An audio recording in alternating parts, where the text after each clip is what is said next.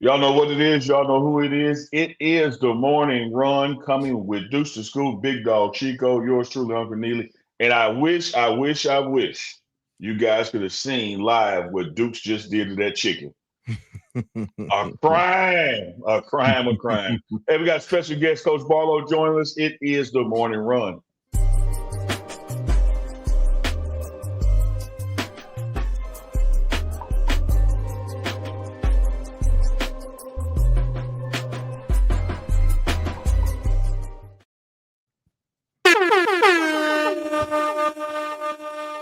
Good morning, runners.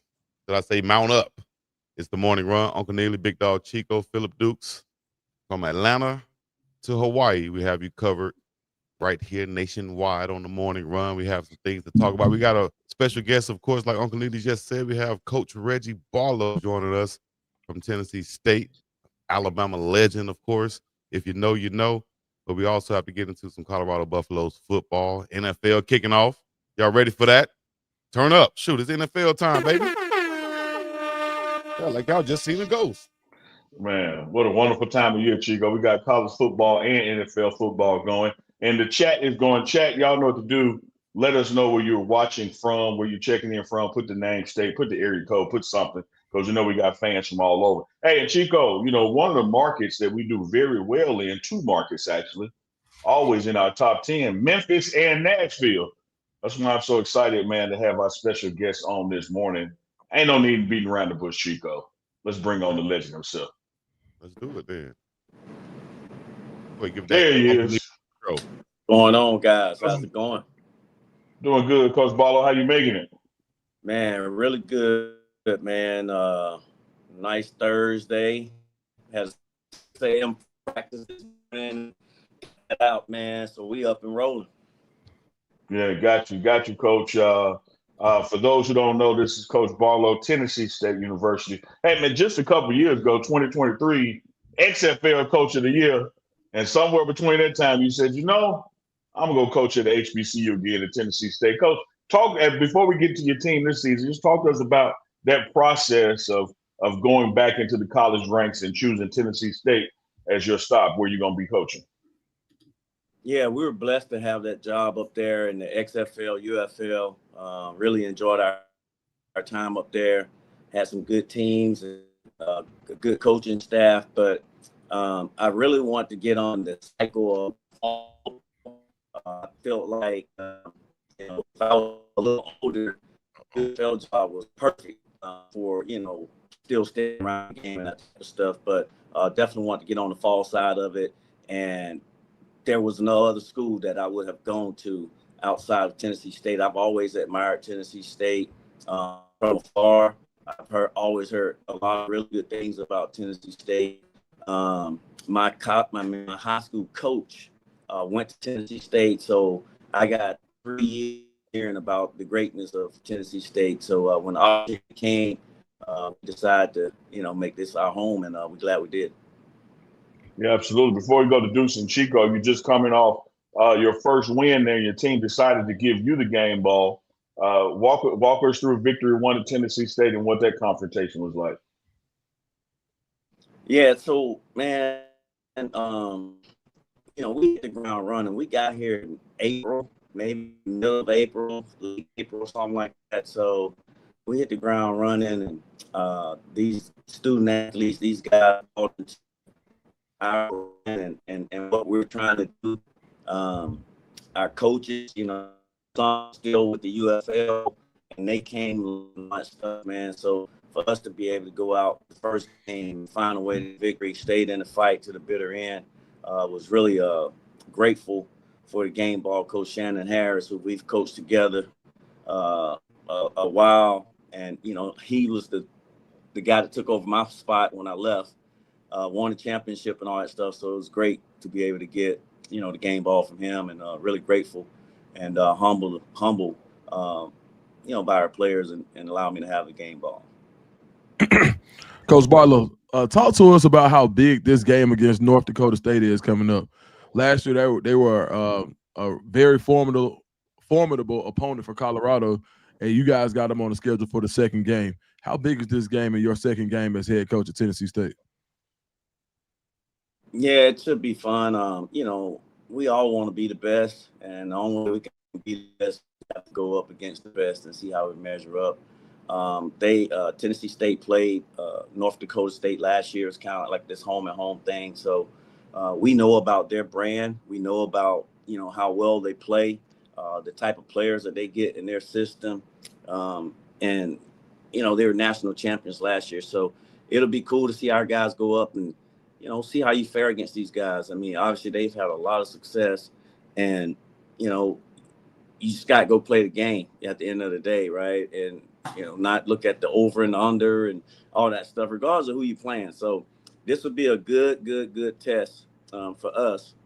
We got a young team, but I'm looking forward to them guys going out and competing against North Dakota State, which we have a lot of respect for. If you're how you doing, Coach? Good to see you again. Good. From Selma, Good. Alabama. Just had to say that. You right down the All road right. from you. Uh, That's right. talk about before we even go back. Let's continue right there at home. You guys, like Duke just said, you're about to face the FCS powerhouse. Can you talk about some of the guys that you're looking to stand out for you on your squad? Who needs to step up big to lead your team for a victory? Well, everything starts up front. Our D line has to be physical. Physicality must be there. James Stewart, number 7 for us, who had a really good game last week. He's a guy that definitely, we think know that he'll be ready to rock and roll. And I say the D line because it's going to take all of them in terms of rotation and that type of stuff um, based off of competing against this team. We know this team want to run the ball. We know this team is a physical team, big offensive line. But I'm looking forward to our guys, JP and Stewart, and then at the linebacker area, Jelani Willis, and some of those guys getting to play Baker on the back end for us. So it should be a game where these guys should be excited. We've been talking about it all week, about the challenge and stepping up, and no one's going to give us a chance to think we could win and all that stuff, but we'll see. I mean, there's been numerous occasions in life, man, where things have happened. We talked to our guys about Roger Bannister, the first guy to run a mile under 4 minutes. They said the body couldn't do that. They said there's no way you can do that with the body. Well, he did it, and since then it's been over 20,000 people who've done that. So things happen. And we're looking forward to getting a chance to go up against these guys. Offensively, we've had Devon Slaughter. We got a lot of young receivers. Those guys are going to step up and make plays for us. Obviously, we got the running back Kendrick Rhymes, who had a really good week last week, 47 yards, I think, 2 touchdowns. So looking forward to those guys stepping up, and should be fun. Coach, I want to explore your coaching tree for a second. You played college football in the SWAC under legendary Houston Markham, and Jacksonville. That would have been Tom Coughlin, if I'm not mistaken there. When you look at your style of coaching, is there a particular coach that influenced you that you find yourself sometimes you're quoting them, or you feel like, hey, that's something I learned from someone I played under? Talk about the influence of coaching on your life. Yeah, I appreciate that question. Coach Markham, as you mentioned, is kind of like the coaches that I played for. Coach Markham, Coach Markham was like about grit, GRIT, and about work, rep. And it was that hard-nosed thing about the work. Obviously, we can't work the guys like they worked us back in the day with college rules and that type of stuff. But that's the mentality and the thought process that I got from him. And then from Tom Coughlin, it's crossing all lines. It's discipline. It's a direct correlation between getting your depth on the field and turning in your assignment at the right time, and how you carry yourself. So it was all of those things that Coach Coughlin did that we learned from him. I mean, he was strategic on how he coached. It was a discipline-oriented thing. If the meeting is at 6 and you get there at 6, you late. All right, all those things. So we brought that part of him, and then John Gruden, just with the genuine enthusiasm, the communication piece, the juice, if you will, of getting guys to do the things that you need them to do. And, obviously quotes from Coughlin, quotes from Markham, as well as some of my other coaches like Richard Mann, who was my receiver coach in Tampa, things that I've learned from him and stuff. He was really the one that told me, like, man, you should get into coaching once you're done playing. So those guys I'm a brand of all of those guys as well as some others. Coach, a lot of people remember your time as a wide receiver and what you did from the line of scrimmage, but I remember a lot of things, and a lot of other people also remember you for your return skills. As a punt returner, when you learn it coming up as a punt returner, the game has changed so much, but it seems like a punt return is a punt return.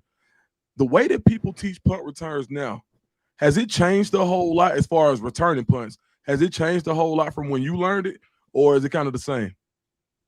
Yeah, what a dumb guy I am to have that as a position, right? Knowing you got to hold your eyes up and the ball and all that type of stuff. So, but yeah, the mechanics are still the same. I get a chance to go out with our guys and talk about seeing the ball off the foot. That's the first part of it, getting in a spot where you can see the ball off the foot.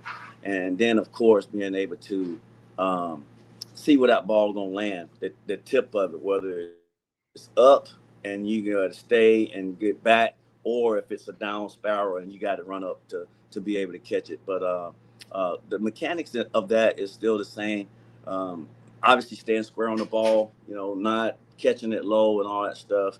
But we've been blessed. We got a few young guys here that we get a chance to spend some time with on fielding punts. And I was a center fielder. I was a center fielder, so that helped me a whole bunch in being able to catch punts. And as you guys know, man, the NFL, those punters, man, they hang the ball up there for a long time. Mm-hmm. So, but my center field skills helped me be able to do it. And it's an art. I mean, everybody can't do it, and you can see who are your natural catchers. Like we talk out here, we got a young kid, Anthony Taylor. He's a natural catcher. It's always going to be here centered, and he's always going to be lined up with it and catching it the right way. And then there are some other guys that if you had to use them, they're not natural catchers, but they can do it, and they may not in the spot where you want them to catch it. Led the league in punt return yards in 1998, according to these stats right here, right? Pro Bowl alternate. Running for your life. Running for my life. Running for my life.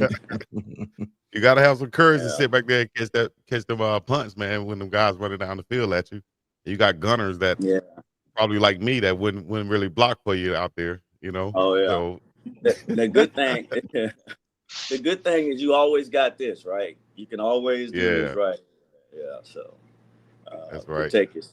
Yeah, man. But we were blessed to do that. We had some good guys blocking for us there in Jacksonville those years where we had a lot of success on punt return stuff. In championship year in Tampa, how has that Tampa Bay experience shaped your coaching career? Man, I've been blessed to play and be around some really good leaders, but true leadership, I learned that in Tampa, and that good teams, average teams, no one leads. Good teams, coaches lead, but championship teams are player led. And I learned from Derrick Brooks, Warren Sapp, John Lynch, Rondé Barber, Keenan McCardell. I learned what true discipline was held by the team. The team set the standard for how we're going to practice, how we're going to meet, how we're going to play. And the standard was the standard, and those players held us to the standard. It wasn't a coach. So learned a lot there. Grateful for the time that I had. I was with Gruden and with the Raiders. And when he got traded or whatever it was, I ended up still in camp with the Raiders, and then got let go. And then, of course, they made a call, and I went over there. So that was a great time. I was there for 2 years. Probably could have had 3, but, the body said no. But we experienced a lot of learned a lot from that team, especially, when Derrick Brooks speaks, I mean, everybody's, you're going to be dialed in and do what he says. So those are good times, fun times there. Coach, you spent some. I got a question for you, but first a comment. You spent some time with my homeboy. We call him Jughead, Jimmy Smith, Jacksonville. Y'all were there together, so get shot at the team maybe too. I got another coaching question for you because this is your second stint coaching at HBCU. You came out the league 2 years later. You quarterback coach at Alabama State, went up to head coach. When you look at the portal, NIL, and all this stuff, what has been some of those just jaw-dropping changes since the last time you were coaching collegiately to now, and how have you managed that? Yeah, so I mean, the portal in college football, man, the thing that I'm glad these guys get a chance to go and compete where they want to. The unfortunate part is, the stat says most guys that leave their current place, the majority of them don't get as much playing time as they would have gotten or as they had at their last place. So that kind of sucks for the student athlete. And then there's people that are left in the portal with nowhere to go. Guys, I experienced that here. Guys got in the portal and, had nowhere to go, left here, whatever. But so that's the unfortunate part of it. I certainly understand, why these young men should be able to leave. Obviously, coaches can leave and that type of stuff. It's just, when a coach leaves, most of the time he got a new contract waiting on him. So that's the difference in it. But, in my humble opinion, I just think the NCAA should put a GPA on being able to transfer, maybe 3.0, because it speaks to education. It speaks to I'm in line with graduating and that type of stuff. And I think that way it would slow it down a little bit from people being in there and hurting themselves, right? We look at the majority of guys, they land somewhere. Well, not the majority of the guys, but the name guys, they land somewhere and, they go on and have success. But you got to think about all those other guys at the FCS level, the FBS level, Division II level that leave and, find themselves stuck or find themselves in a situation that's not as good as the situation that they were currently in. So, those are my thoughts on it, man. I'm all for adjusting, adapting, and managing, how it is right now. I mean, we get transfers out of portal and that type of stuff, but I just forewarn everybody, man. Let's be careful. And then sometimes, as adults, we have to protect the student athletes from themselves. And I just think the GPA piece would speak to education, and it would speak to, I'm cognitive enough to know to make the right decision for myself based on, my grades and everything else. So, those are my thoughts on it. But whatever the NCAA decides, we see it as no problem. It's just a situation we manage, we adjust, and we adapt. Hey, Dukes, let me hop in with one from the chat before you go. You got a question to you, Coach. Out of Memphis 10, the Dirty Dime, Chris Evans asks, if you guys are planning to come back for the Southern Heritage Classic. Man, Chris, appreciate that question, man. And I've never been a part of the Southern Heritage Classic. I've heard a lot of things about it. Jackson State and Tennessee State, two Blue Bloods programs, but that's a question that's above my pay grade. Our AD and our president, I trust those guys, and really, part of the reason coming here was because of the leadership, and those people will make those type of decisions for us. But would love to come there and play at Memphis. As you said, but if it was my decision, we'd be there, but we have to follow instructions from the boss, and but everything else, and I'm sure at some point they'll work that thing out and get it back going. Coach, one of the things I said Jackson State. I said Jackson State, and you mentioned Jimmy. Jimmy, that's my big brother, man. Me and him text all the time. We sending stuff to make each other laugh. He's on the farm out there in Jackson, right outside of Jackson. with the cows and the ponds and all that stuff. He know I like to fish, so he send me videos of like, man, what you doing right now? I'm out here on this pond and that type of stuff, man. So that's my Yeah, that's my him. big bro. Coach, you look at, it's kind of rivalries, Jack State, Tennessee State, being able to play in those classics. You mentioned you leaving that to above your pay grade to your bosses. One of the things your former teammate Warren Sapp told me, he said when he came to coach in Colorado, he said, man, I tell anybody that listen to me, don't choose your job, choose your boss, because who you're working for is way more important than where you're working at. So I feel you when you say you made that decision based on the leadership there at Tennessee State, because that's important, particularly as an HBCU coach, where resources can be limited and that kind of thing. To have a president and AD to have the program back goes a long way. Yeah, man. Dr. Allen, he's a former athlete, played at Tennessee during the glory days when they were rolling. And our President Tucker, he's a great guy, man. Had a chance to spend some time with him during the process, and then obviously have had time to spend with him, since I've been here. So those guys are cool, man. And tell Big Sap, man, I said, what's up, man? He sends me videos. I'll send him videos of Trick Daddy. We both like Trick Daddy and playing that Trick Daddy music. So we send videos of riding in the car with the hot song of the day from Trick Daddy. Hey, Deuce, I promise you we covered it. He just put something else in here. One morning, Coach Prime walks into the team meeting room, and he'll have, he'll signal the student coach to play some theme music, and it was Trick Daddy, Wood. so Sam hit me that night. He said, "Man, I know you got that clip. Send it to me." So I sent it to him, and he showed me the next morning. He said, "I had to send the Trick Daddy, man. He didn't believe Prime came out to his music." That's what's up. Man, that's man. What people don't realize, man, music is a connector, man. And I do the same thing. Not every day, but I got a little red speaker.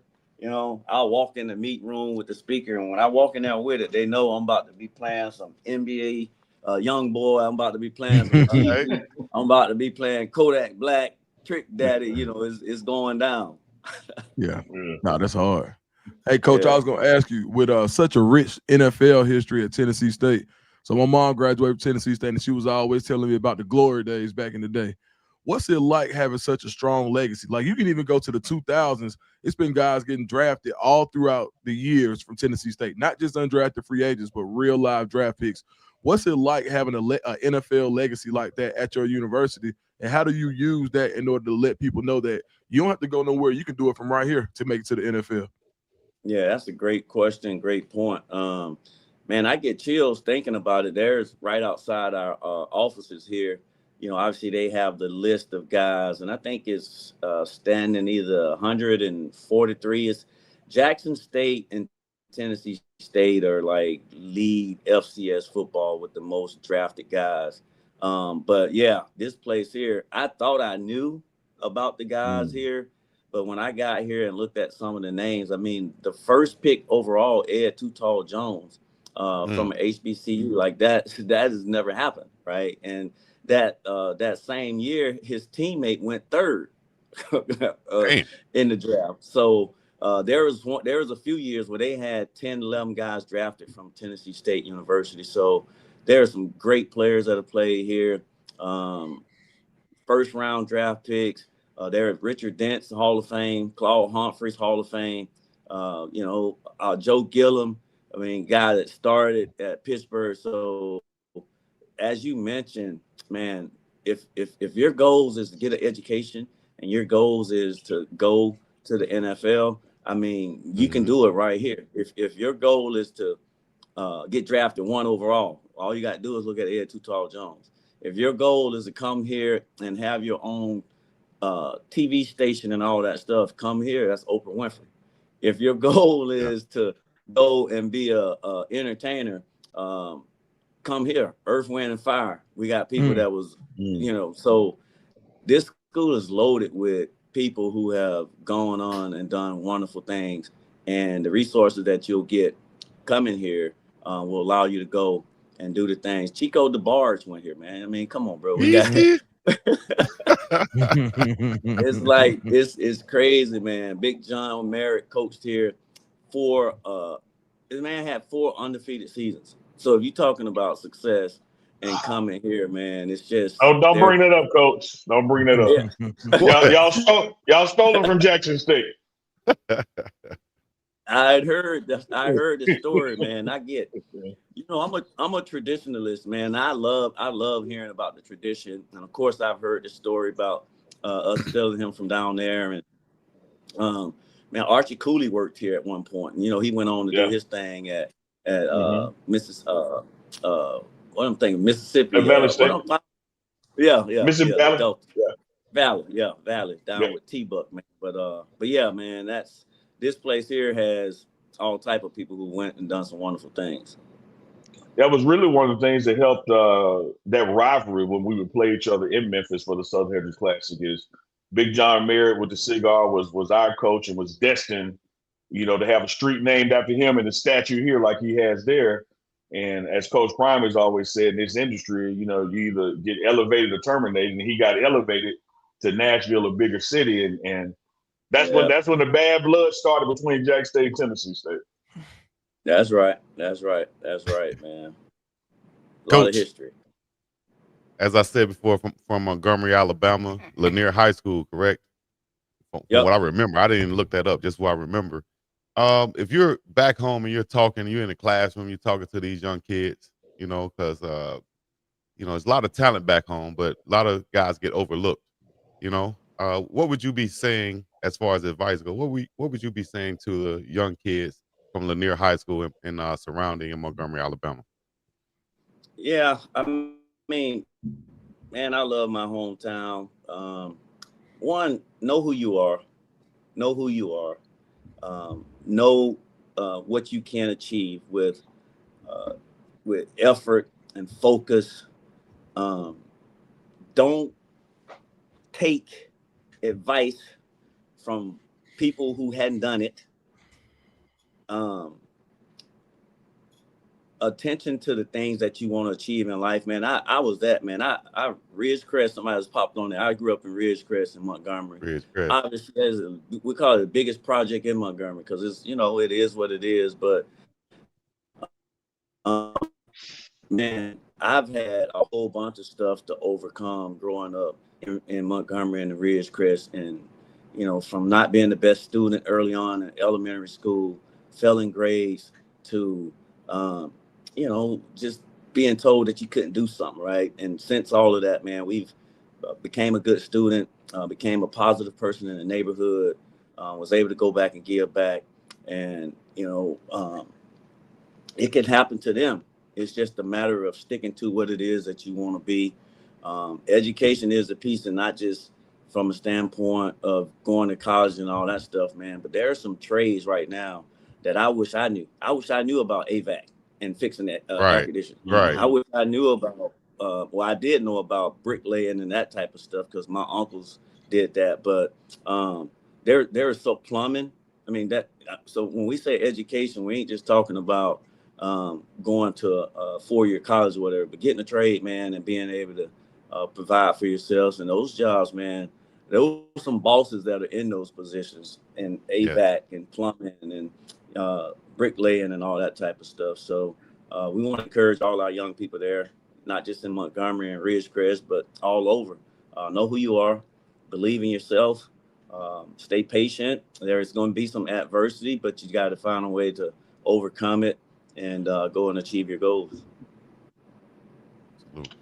Coach, you know, you're sitting there in Nashville, one of the fastest growing metro areas in the nation, like the past 20 years. Is, you know, I think at one point it was 10,000 people a day moving, some stat like that, moving to that region.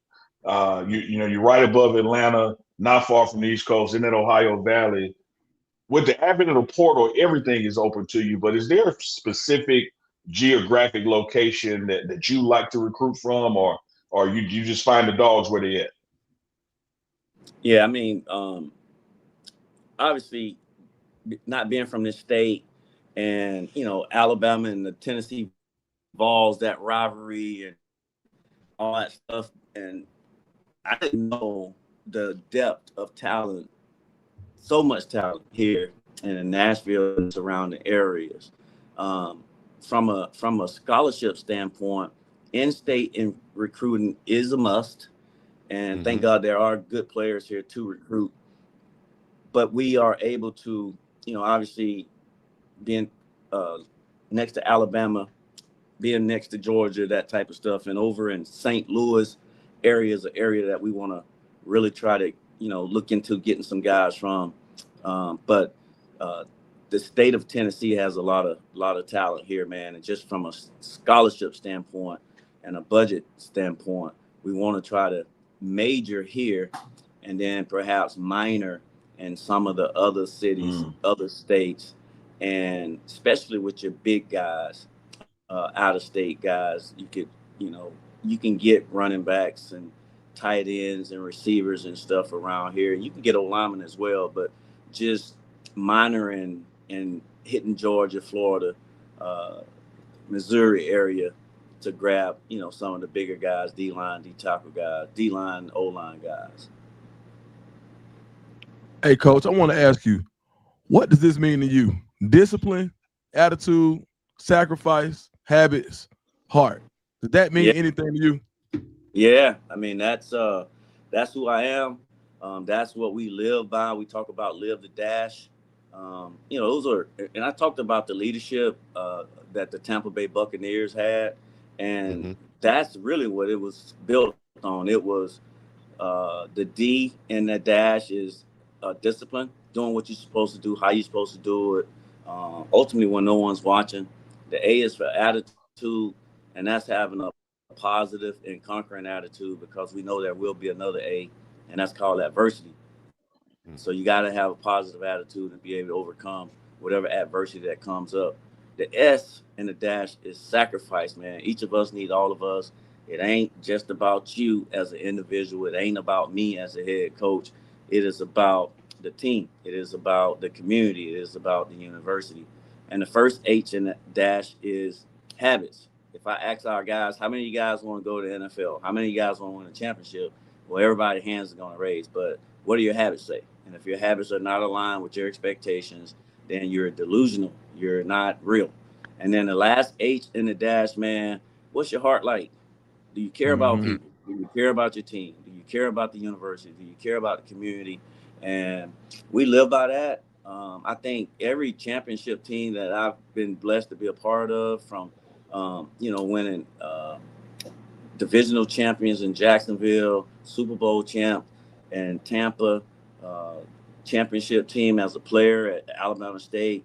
And then, of course, since I've been a head coach, championships and stuff, like all of those teams had those 5 core characteristics that we live by. We speak on it a whole bunch because we want it to be part of our guys' fiber. They understand it when they hear it. They understand what it means. And there's always times that we can use this and say, hey, that was the A and the dash, man. We overcame adversity. We was looking at losing the game last week. We overcame adversity by getting a block there at the end of it. So positive and conquering attitude. So we're able to use those 5 core characteristics as we go. We got bands and stuff that the guys have that they wear on it. So, so it becomes entrenched in our fiber. Hey, Coach, I gotta tell you now. I'm from West Jackson, and when people mention names around me, I had to check the names, right? So I text Coach Sapp, and Coach Sapp said, "That's my dog." I told him I had Barlow on the show. He said, "Barlow is my dog." I text Jimmy Smith, and Jimmy said, "Man, send me the show link. I got to get on." So Jimmy trying to log on right now. So he pop up on the screen. He wanted to come on with you. Yeah, he's trying to right now. I see him in the back, but he doesn't have it connected yet. But he's coming on. Yeah, man, those are my guys, man. Like I said, going to Tampa and meeting Sapp, and we knew some of the same people and stuff, man. But Sapp, Jimmy Smith, Keyshawn Johnson. There's a good bit of guys that I still keep in contact with, and it's not. Sapp would hit me up on FaceTime anytime. What you got going on, man? What you at? We were just talking about going to some boots on the ground in Atlanta Yeah. before the summer. Yeah. He's like, we're gonna meet over in Atlanta and go to that, man, with our ladies and hang out and da da da da. I'm like, yeah, let's do it, big boy. So yeah, man. And then he FaceTimed me with John Gruden, Barber, and Derek Brooks, not long ago. So we stay pretty connected, man. We stay Good connected. stuff. Good stuff. Like I So said, we're Jimmy waiting on trying to Jimmy hop on, man, but yeah. I don't know if his connection's But strong. I wanted to ask you about a couple of Alabama State legends that I have a connection to. One of them is Mark Hurt, Jerome Harper, and Merlees Gilbert. Do you have any history with them, or was able to meet them or anything? Yeah, so Mark Hurt and Gilbert Merlis, they were ahead of me. I didn't get a chance to play with them, but of course they stayed around Montgomery, so of course we knew them. We recruited Merlis' son, young Merlis. He played for us at Alabama State at cornerback. And then Mark Hurt, I know he's been a long time high school coach, and now he's a head coach, I think, doing well. Jerome Harper, man, was like, Coach Harper was one of those dudes, man, that I just really admired. He was an assistant coach for us, did a great job. Was hard-nosed coach, man, but funny as hell. And then he got a chance to be a head coach over at, I think, Fayetteville State or something like that. Fayetteville State, before he came down to Selma. Yeah, he did his thing, man. But when I was done playing football, man, Coach Keith Davis and Coach another one. Yeah, man, I would ride with them to like Auburn games or something like that, college games. I'd be the backseat guy who had to hand the beer to him while that's an experience right there. And listen to all the stories, man. Yeah. Coach Keith Davis. I forgot about Coach Keith Davis and Coach Darrell Pearson. Darrell Pearson was one you should have known. Yeah, Debo was my receiver coach for a little while. He played at Alabama State and went to Denver Broncos after college. So yeah, he was our receiver coach for a little while. We fish sometimes together. We ain't done it in a long time, but we go fishing here and there together. Man, I'm glad you said those. All those guys coached me in Selma, man. So shout out to all of those guys. Oh, okay. Yeah, that's what's up. Yeah. All right, let me see. Look like we got Jimmy Smith trying to come on. Let me see. Oh, he's still Jimmy on that farm, man. He ain't got he got with them cows and on that lake. Yeah, Coach Barlow, when you was so growing up in Montgomery playing at Alabama State, I'm pretty sure like now when I was going to Auburn, we used to always sneak down to the Rose. I don't know if the Rose was going on when you was in school, but that's where folks we wanted to go. And there was always, or if not that, Soul Lynn, Tuskegee, Harrison's, but it was always something to do. And the ball players, I wasn't a ball player, but we would always try to make sure the ball players would get back. We can hang out, but you got something to do. What do you tell your players about balancing the nightlife when it comes to being a guy that's on campus trying to do something? What do you tell your players to make sure they stay out of trouble? Yeah, man, the college experience was the best experience I ever had in my life, man. I done been from Key West to Maine, from Maine to Spain, Mexico to Jericho. But my best times were at Alabama State. And it wasn't necessarily about partying and that type of stuff, but it was the friendships that I built there. Obviously, being from Montgomery, everybody know about the Rose, and that place there. You want to talk about a good time now. The Rose is a good time. The lines be wrapped around the corner, and there's a lot of good times there. But you definitely have to balance it. You have to hang around like-minded people too. You got a guy that's a teammate that's just can't control himself, and he's just a partier. That's not the person that you want to be around. So, because it'll ruin you, and you can't burn the candle at both ends. So, we want these guys to have a good time, especially like we just had the John Merritt Classic. We know that there were parties and all that type of stuff going on, but we talk about trusting yourself. You want to be a pro. You say you want to be a pro, so you got to carry yourself, act like, and do the things that pros do, and that's getting your rest. That's taking care of your body, and body ain't just arms, legs, hamstrings. That is your mental body as well, your mind, and staying free and clear of clutter and all that stuff. So, yeah, definitely have to have that balance. We talk to them all the time about that, and if we see somebody slipping, we are obviously able to attack that problem and let them know, like, hey, man, you're doing a little bit too much at this time.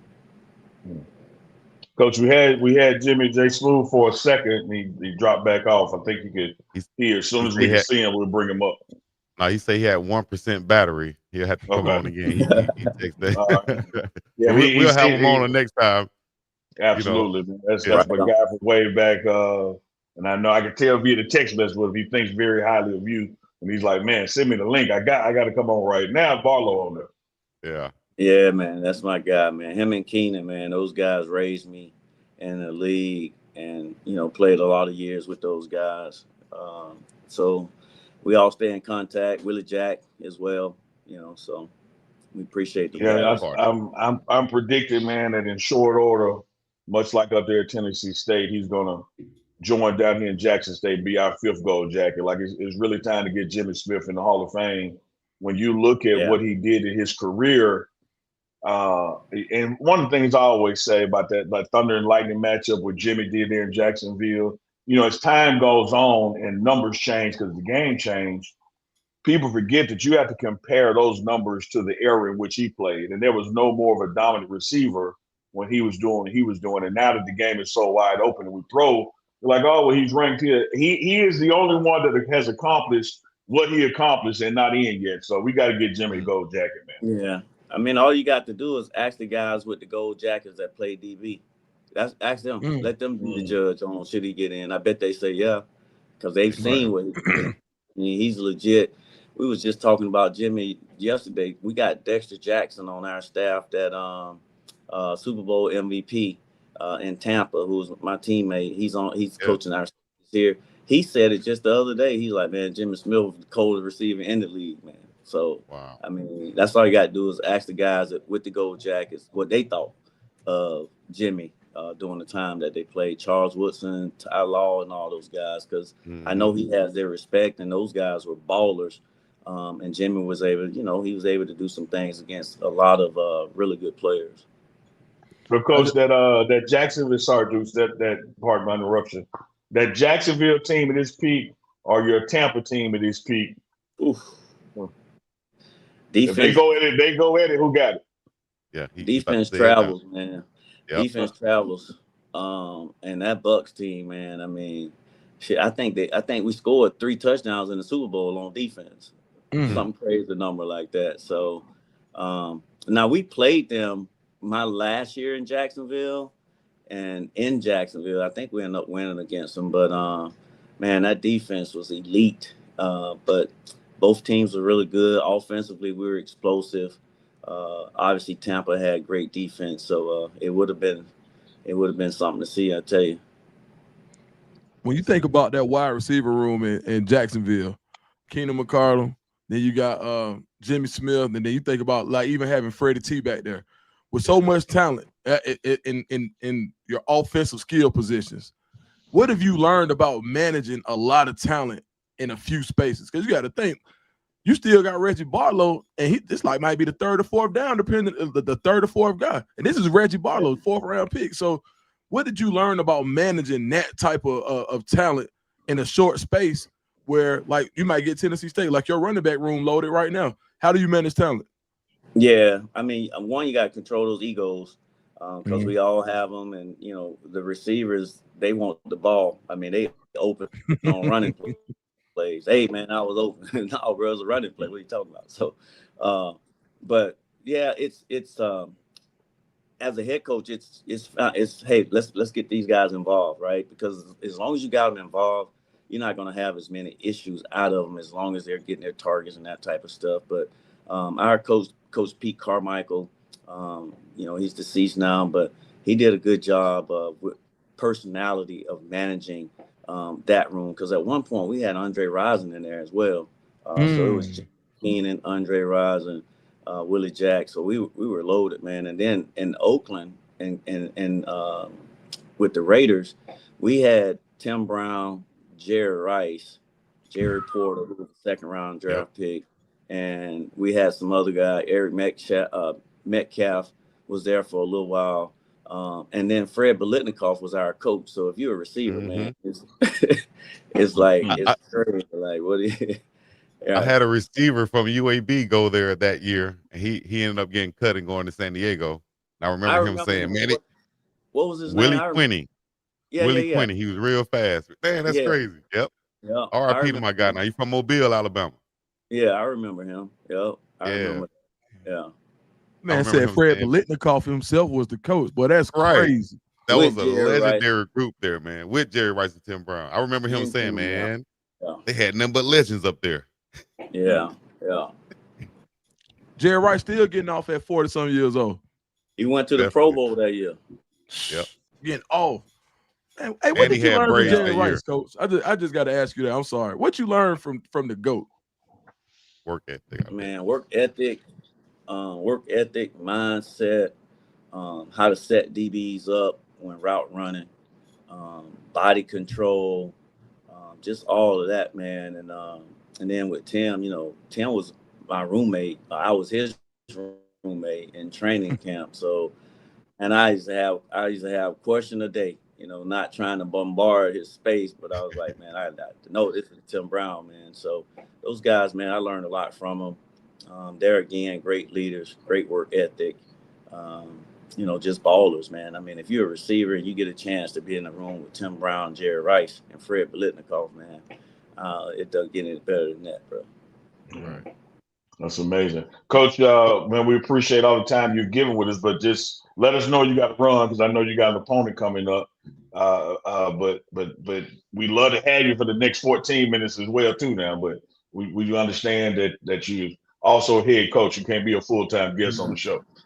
Yeah, I got we have like a 1:00 staff meet, man, but it'll be brief. I don't have no new information. It's basically just going over our schedule for tomorrow and making sure the guys have met with their guys and got our travel list and that type of stuff together. So we'll be ready to rock and roll. Because let me ask you this. Go ahead, Chico.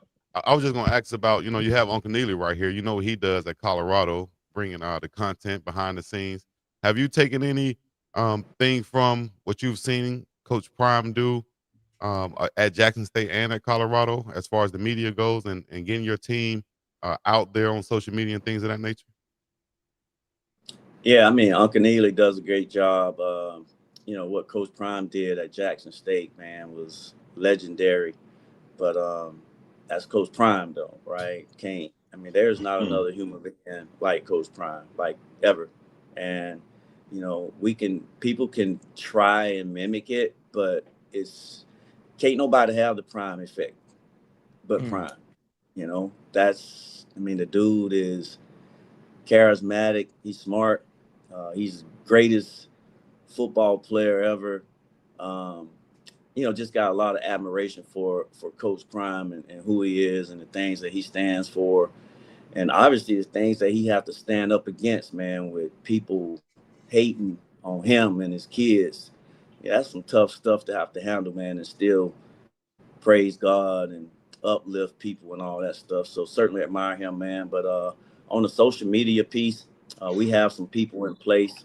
Luke is our guy, man. And I was just talking with them yesterday about the footage and that stuff. And this guy got 18 student workers underneath him that's able not just to help football, but volleyball, softball, basketball, and all that stuff. So they've been doing a good job of getting our information out there about our program, about our team, the personalities of myself and our coaches, and the personality of our student athletes.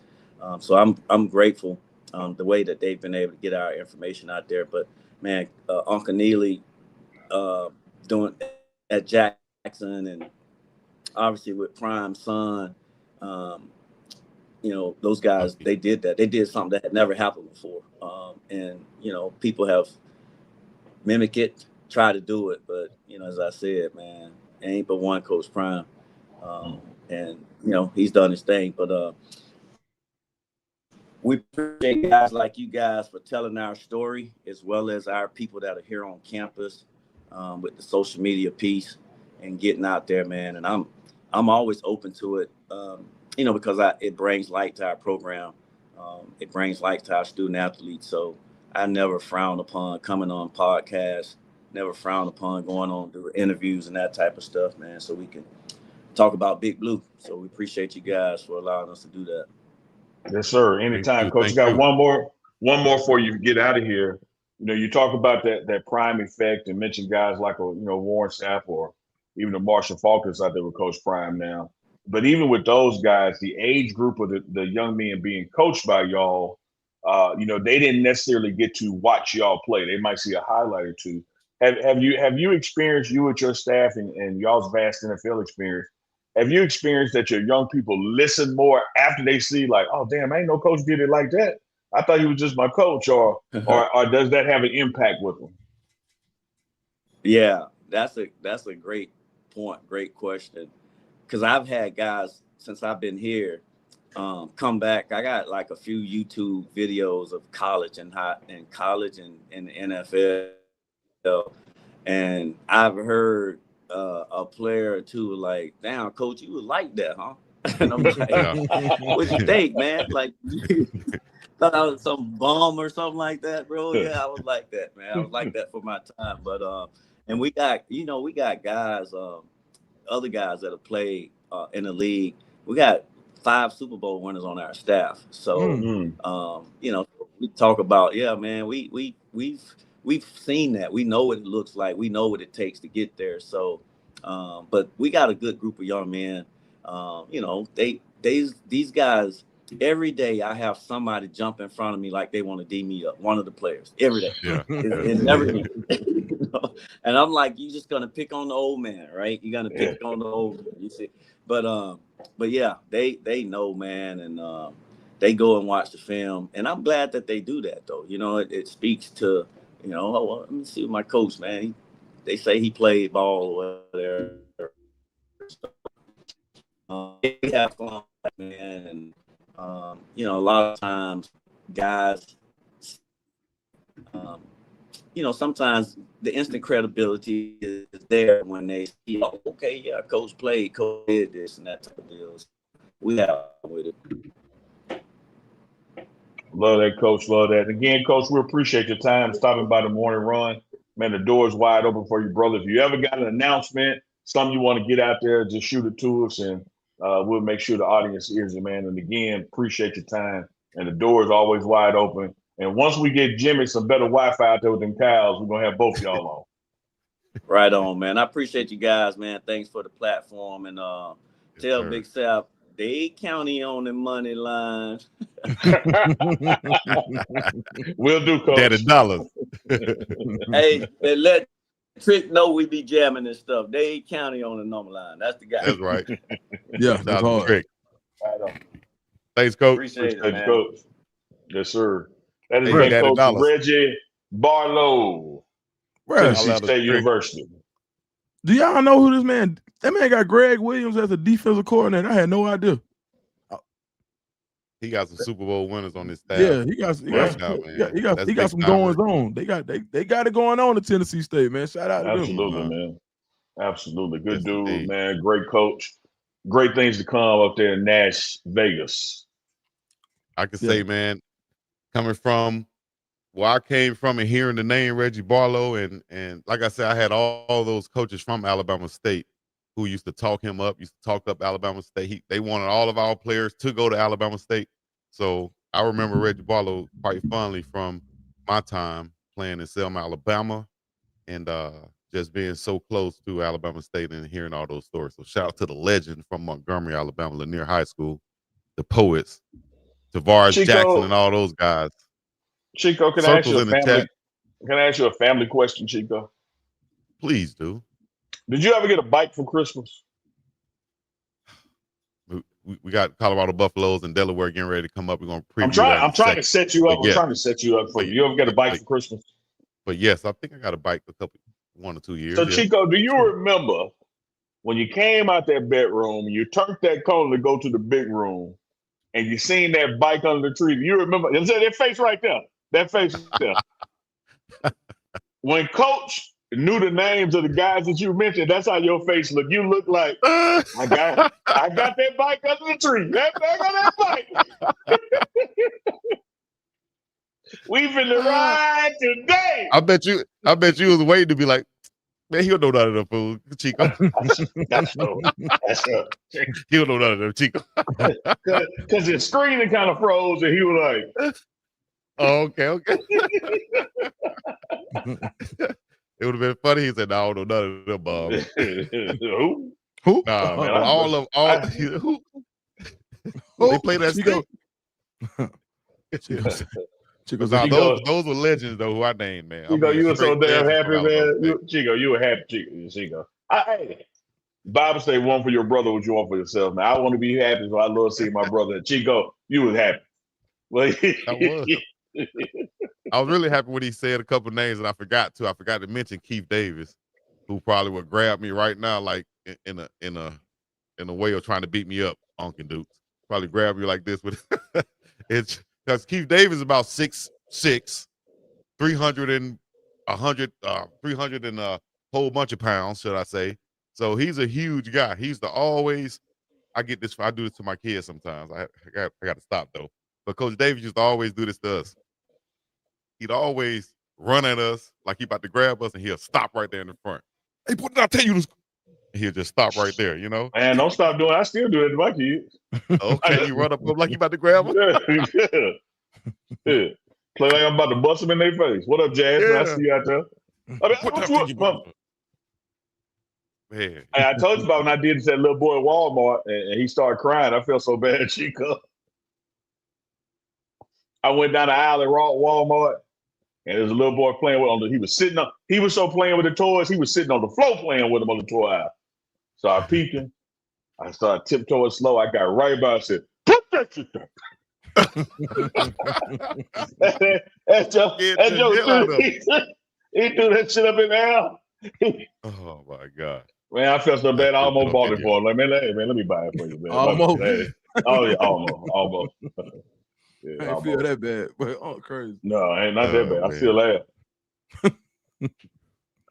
Woo! Funny. Great interview right there. We'll get the legend Jimmy Smith on also. Oh, absolutely, man. Like, yeah, absolutely. We get Jimmy on, man. Great conversation. Like I said, man, one of those guys he's in the Ring of Honor or whatever it's called, the Pride, whatever, Jacksonville name up in stadium forever there. Hall of Famer, of course, at Jackson State, man. Next stop is a gold jacket. And like I was saying, now you sit out there and you just look at receiver accomplishments because of the modern era of football and what's taking place, it may look diminished, but you really have to look at what he did while he was playing. And here's a litmus test I do, Dukes and Chico. When you talk about the game of football and you get to a certain year frame, can you talk about football and not mention that person's name? And when you talk about those late 80s, early 90s, you can't talk football and the name Jimmy Smith not come out your mouth. Mm-hmm. Like, that's how dominant he was when he played. And so, to me, man, he's gold jacket worthy. Yeah. Yeah. He in the chat still. He that up. Yep. Yeah, he hard. That they were a expansion franchise, the Jaguars, that then went straight to the playoffs. I think, what was it, 96, 97, 98, 99, 14-2 in 1999. Mark Brunell quarterback with Keenan McCardell and Jimmy Smith. Man, that combination, Fred Taylor in the backfield. Come on, man. Big Tony Baselli as the left tackle. Come on, man. Do you know who drafted Jimmy Smith? Who? Dallas Cowboys. Wow. He was drafted by the Cowboys. Quote unquote has a ring with them, but he had his appendix ruptured and he had like a medical release. And man, sometimes it's like a life story. What seems like the worst thing that can happen to you end up being the best thing ever happened to you. Imagine him with the Cowboys. Man, he would have ate like Albert Harper ate because people would have been avoiding Michael Irvin. But there was nothing like what happened to him at Jacksonville and just being the man. Man, you know who loved them some Jimmy Smith? Chris Berman. On Sports Center. Yeah. Man, you just let sports, when you get to catch Sports Center and the Jack, he loved that team. And Jimmy Smith was his guy. I forgot what he used to call him. I don't know if he called him Jumping Jimmy Smith. I forgot what Chris Berman used to call him. But man, what was your favorite Chris Berman calls? Rumbling, bumbling, stumbling, dumbling. Yeah. Natron means. Yeah. That running back like Jerome Bettis or something. Or eat us. A law firm, everybody who had a long name. Andrew Bad Moon Rising. Moon Rising. Right. Nah, man. Yeah, I missed that Sports Center, dog. But guess what? Go all the way. Now we got the morning run. Yeah, we got the morning run. The morning run will be back tomorrow, Friday, which is game day eve. We got Delaware coming into Colorado on a Saturday afternoon. So we will be forecasting that game, making projections and all that kind of thing. And we got to carve out an hour next week for my man Jimmy Smith. I said pop up. Brad, bring Jimmy on the second if he's ready, because we're gonna get Jimmy on next week, man. Oh, bet that. Hold on. I think he got his phone charged up. Yeah. Oh, now legend. Jay Smooth. What's going on? You can hear me? Yeah, we got you. Man, y'all caught me, man. I ain't shaved, ain't dyed my beard with the Just for Men. But I did rewind the background out for y'all. Ooh, pull that out. That's right. Yeah, somebody painted that. I love it. Jay Smooth. Barlow had to run, but we're gonna get you on next week for your own show. Hey man, I got some ideas too, man. Y'all see that Cowboys on Netflix, that Cowboys special? Yeah. Hey, we just lost him. Just went out. Up on him. He out there on that farm, man. We'll get scheduled next week. Too. Yeah. Maybe we get a Jackson State documentary or a Jacksonville Jaguars doc. Man, we got a lot to talk about with Jimmy, man. You got several Jackson State guys on the Jacksonville Jaguars now. You know, Cameron Silver Craig is there. Travis Hunter is there. DJ Green. So he's not Jack State guy, but he's a Colorado guy, Arizona guy. But we got it. Same thing. But we're gonna get Jimmy on next week, man. And with a strong signal. I know he out on that farm right now. Yeah, that country strong out there on that farm. You got to be a dog to be out there on that farm. That's not for the weak-hearted right there. No, not at all. Hold on, let's see. Hold on, here we go. Last thing before we get up out of here. Here we go. Jimmy, you were telling me something about the Netflix special. Man, look here. As I watch that special, I can pause that thing every, so many minutes, or every subject that they talk about on each series, and tell you what was going on backstage, so to speak. Okay. Yeah. No, I'm talking about I can make a whole nother Netflix. I'm gonna have to pitch it to Netflix, or give y'all a sample size. Let's do it. Oh yeah, because I'm just saying you were drafted by the Cowboys, so you was there for some of that, yeah. Yeah, I was there when they started in 90 and 91 or something, but yeah, the 92, yeah, they didn't, Oh yeah, I can. Yeah. And really get paid for it though. Yeah. Yeah. We go. See, I'm coming from Jackson, Mississippi. Neely, going to Americans, what? Man, that blew my mind. Oh yeah. Like what? Mm-hmm. All right, so we'll set that up. I love to tell my side of the story. All right, we're gonna do it. Yes, sir. I can't wait. Appreciate you, homeboy. That's a must. That's a must right there. We got to do it. Y'all heard the preview right there. That's like a trailer. Get ready. Exclusive on the morning run. Man, I can't wait. My guy Jay Smooth, just let me ask 2 or 3 questions. I'm out your help. That's it. I'm trying to figure out about that White House. I'm trying to figure out. I'm trying to figure it all out. Hey, and look, Jimmy Smith look like he with the program too, so I can't wait. Irvin said, Jimmy Smith like Chico say about me. He can't wait to tell it. He can't wait to tell it. Michael Irvin said he used to see this. He said his bonus check, his $1 million check, right there at the entrance when you walk into the White House. And when they walk into the White House, they were already taking off, already coming up out of the thing when they saw that check. That's your check. Yeah, that was crazy. He said, "Cowboys call like, hey, dog, you got to take checks to the bank, man. You got to cash that, dog. I'm cashing it, all right." Yeah. He said they losing. He said we lose. We need to check. He said, "No, I'm winning." They have Bitcoin back there. Oh man. Hey, man, thank y'all for joining us once again on the morning run. For Uncle Neely, Big Dog Chico, y'all make sure y'all hit the like, subscribe, and comment. Put your city, your state, your country in the chat. Make sure you hit that notification bell so that when we go live, you'll know it and you'll see it. It'll come to your phone and you could join us. You understand me? With Dukes the Scoop with the Lakers hat on. Uncle Neely, what type of hat is that you wearing? Man, whenever you drinking or smoking, you can't do it without bending the elbow. You gotta, if you're gonna torch, which is light your cigar or pour your drink, you gotta bend your elbow to do it. So it's Thursday, but Neely is in bend elbow mode. Okay. All on the elbow.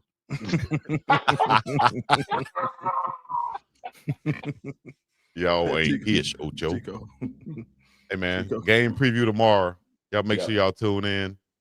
7 a.m. Hawaii time, 11 a.m. Mountain time, 1 p.m. Eastern time. We got you covered like your mama or your grandmama quilt, should I say. I was going to say your mama, but that was a little bit different. But your grandma quilt, that was the heavy cover right there. Chico came around that corner, seen that bike under the tree.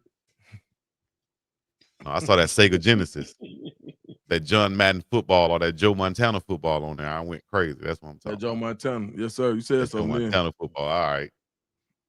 Man. Sports Talk baseball. I'm up and up out of here, man. Shout out to T-Braves Hawaii. Well, hook me up, hit me with the crossover. Y'all ever hear why y'all need some braids? Oh, you had a couple super chats, Chico. We had super chats come through before. We gotta read the super chats. We appreciate y'all supporting the show. I didn't see him. Good call, Dukes. But we did get that one in. Chris Evans, that wasn't a super chat, but I started. Shout out to Jermaine Thomas. Shout out to Jermaine Thomas on Facebook, always sharing our content. We appreciate you, brother. And you might have you're part of the team, bro. You're part of the team for sure.